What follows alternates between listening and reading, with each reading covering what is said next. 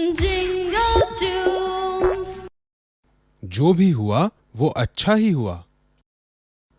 एक राज्य के राजा का प्रधान हमेशा कहता था, जो भी हुआ अच्छा हुआ। एक दिन एक हादसे में उसके बेटे के पैर को बहुत चोट लगी, फिर भी उसके मुंह से निकल ही गया, जो भी हुआ अच्छा ही हुआ। अरे तुम ये क्या कह रहे हो? इसमें क्या अच्छा हुआ? महाराज, आप ही देखिए, अब मेरे बेटे को जिंदगी भर एक ही जूते की आवश्यकता होगी। जूते के लिए जो भी खर्चा होगा अब आधा ही होगा। जो हुआ वो अच्छा ही हुआ। राजा बेजुबान हो गया। एक दिन राजा तलवारबाजी का अभ्यास कर रहा था। अचानक उसकी एक उंगली कट गई और उंगली से काफी खून बहने लगा। अरे बाप रे, हे भगवान! उसकी हालत खराब थी, बहुत दर्द भी हो रहा था। इतने में प्रधान के मुंह से अपने आप निकल गया, जो भी हुआ अच्छा ही हुआ। अब राजा को बहुत गुस्सा आ गया। उसने आज्ञा दी, इस मूर्ख प्रधान को बंदी बनाया जाए। प्रधान को बंदी बनाया गया और राजा का दरबार पहले जैसा शुरू हो गया। कमी थी तो सिर्फ उस प्रधान की। एक दिन राजा जंगल में शिकार करने गया, लेकिन रास्ता भटक गया। कुछ डाकुओं ने उसका अपहरण कर लिया। वो डाकू अपनी देवता को खुश करने के लिए उसकी बलि चढ़ाने वाले थे। वो राजा को अपने पुजारी के पास ले गए। उसकी बलि चढ़ाने के लिए जैसे ही तलवार उठाई, तभी एक आदमी की नजर राजा की टूटी हुई उंगली पर पड़ी। सरदार, ये हम क्या कर रहे हैं? ये आदमी पूरा नहीं है। इसकी एक उंगली टूटी हुई है। बलि चढ़ाने के लिए एक स्वस्थ आदमी की जरूरत है। इसलिए राजा को छोड़ दिया गया। राजा उस प्रधान के पास गया और उसे मुक्त कर दिया, और फिर राजा ने उसे पूरी कहानी सुनाई। राजा ने बंदी बनाने की भूल के लिए प्रधान से क्षमा मांगी। प्रधान ने कहा, मैंने तो पहले ही कहा था, जो भी हुआ अच्छा ही हुआ। जो होता है अच्छे के लिए ही होता है। वो सब तो ठीक है, पर तुम्हें यूं ही सजा मिली। नहीं महाराज, अच्छा हुआ आपने मुझे बंदी बना लिया। अगर आपने ऐसा नहीं किया होता तो मैं आपके साथ शिकार पर चलता। डाकू आपको छोड़ देते और मुझे बलि चढ़ा देते। इसलिए जो हुआ अच्छा ही हुआ। तुम ठीक ही कह रहे हो। जो भी होता है अच्छे के लिए होता है। Jingle tunes. हाथी से दोस्ती। बहुत पुरानी कहानी है। एक जंगल में एक हाथी मुझसे कौन दोस्ती करेगा ये सोचते हुए टहल रहा था। उसे पेड़ पर एक बंदर दिखा। हाथी ने कहा, बंदर भैया, आप मुझसे दोस्ती करोगे? बंदर ने कहा, आप तो बहुत बड़े हो। तुम मेरे जैसे पेड़ पे लटक भी नहीं सकते। तुम्हारी और मेरी दोस्ती कैसे हो सकती है? दूसरे दिन उसे एक खरगोश मिला। क्यों खरगोश भैया, क्या आप मेरे दोस्त बनोगे? आप तो बहुत बड़े हो। आप मेरे छोटे से घर में कैसे घुस सकते हैं? आपकी और मेरी दोस्ती तो हो ही नहीं सकती। हाथी अब मेंढक के पास गया। मेरा कोई भी दोस्त नहीं है। मेंढक भैया, अगर तुम मेरे दोस्त बन जाओगे तो मैं तुम्हारा बहुत आभारी रहूंगा।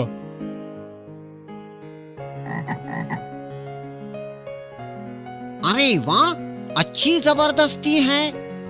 तुम इतने बड़े, मैं इतना छोटा। कुछ तो सोचो, हमारी दोस्ती कैसे हो सकती है भला? तुम मेरे जैसे कूद भी तो नहीं सकते हो ना। जाओ भाई, किसी और से पूछ लो। अचानक उसे एक लोमड़ी मिली। हाथी ने उससे रोका और कहा, भैया सुनो ना, क्या तुम मेरे दोस्त बनना चाहोगे? देखो, ना मत कहना, मैं बहुत उम्मीद लेकर तुम्हारे पास आया हूँ। बताओ, बनोगे ना मेरे दोस्त? नहीं रे बाबा, अरे तुम्हारा आकार तो देखो। गलती से भी मैं तुम्हारे पैर के नीचे आ गया तो मेरी चटनी बन जाएगी। नहीं बाबा, तुम कोई और देख लो। कमाल है, कोई मेरा दोस्त बनना ही नहीं चाहता। दूसरे दिन हाथी ने देखा कि जंगल के सारे जानवर तेजी से भाग रहे थे। उसने लोमड़ी से पूछा, क्या हुआ, सब ऐसे भाग क्यों रहे हो? हाथी भाई, पीछे शेर है और वो सबको खाने वाला है, इसीलिए सारे जानवर अपनी जान बचाने के लिए छिपने की जगह ढूंढ रहे हैं। शेर तो हाथ धो के सब जानवरों के पीछे पड़ गया था। श्रीमान, आखिर क्यों आप सब जानवरों के पीछे पड़े हो? सब जानवरों को एक ही दिन में खा जाओगे क्या? अरे जाओ जाओ, तुम अपना काम करो, मैं जो चाहे वो करूंगा। अब हाथी को समझ में आया कि इसे तो सबक सिखाना ही पड़ेगा। हाथी ने शेर को जोर से लात मारी। शेर बहुत ही डर गया था, वो वहां से तुरंत भाग गया। हाथी ने जब सभी को ये खुशखबरी सुनाई, तब सारे जानवर बहुत खुश हो गए। सभी ने हाथी का शुक्रिया अदा किया और बोले, हमारा दोस्त बनने के लिए तुम्हारा आकार बिल्कुल सही है। सच्चा दोस्त वही जो संकट में काम आए। Jingle tunes. मूर्ख गधा। एक छोटे से गांव में एक धोबी रहता था। एक रात जब वो सो रहा था, तभी एक चोर उसके घर में घुस आया। धोबी का कुत्ता और गधा वहीं पर बंधे हुए थे। चोर को देखकर गधा कुत्ते से बोला, अरे कुत्ते भैया, देखो घर में चोर घुस आया है और तुम उस पर भौंक भी नहीं रहे हो। ये तुम्हारा कर्तव्य है ना? अगर तुम भौंके नहीं तो वो चोर चोरी करके निकल जाएगा, नहीं क्या? तुम जो बोल रहे हो सही है बाबा, लेकिन तुम तो जानते ही हो मैं दिन रात एक करके घर की रखवाली करता हूँ। तुम भी कितना काम करते हो, लेकिन बदले में हमको क्या मिलता है? ठीक से खाना भी नहीं देता हमारा मालिक। हाँ तुम ठीक कह रहे हो, लेकिन वेकिन कुछ नहीं। मैंने तय किया है, मैं आज नहीं भौंकूंगा। जब तक मालिक का कोई नुकसान नहीं हो जाता, उसे ये बात समझ में नहीं आएगी। ऐसी कठिन परिस्थिति में ऐसा सोचना ठीक नहीं। संकट के समय ऐसी मांग करना ठीक नहीं। अच्छा बुरा मैं कुछ नहीं जानता, एक बार तय किया तो किया। ऐसे मालिक के बारे में क्यों सोचना जो हमसे सिर्फ काम ही करवाता है, बाद में हमारी तरफ देखता भी नहीं है। ये सुनकर गधे को गुस्सा आ गया। अरे मतलबी, तुम तुम्हारे कर्तव्य से मुकर सकते हो, पर मैं तुम्हारे जैसा नीच नहीं। अब मुझे ही कुछ करना पड़ेगा। और वो गधा जोर जोर से चिल्लाने लगा।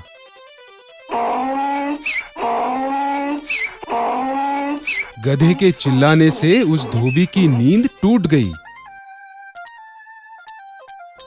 उसने बाहर जाकर गधे को लाठी से बहुत पीटा।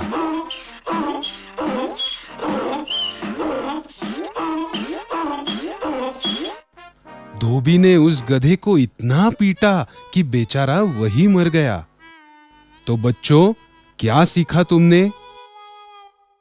अपने काम से काम रखो, दूसरों के काम में दखल ना दो। Jingle tunes. हाथी और भेड़िया। बहुत पुरानी बात है। एक जंगल में एक हाथी रहता था। एक बार जंगल में टहलते हुए भेड़ियों का एक झुंड उस पर नजर रखे हुए था। उन्होंने सोचा, कुछ भी करके अगर इस हाथी को मार दिया जाए तो बहुत दिनों के लिए हमारी खाने की चिंता ही मिट जाएगी।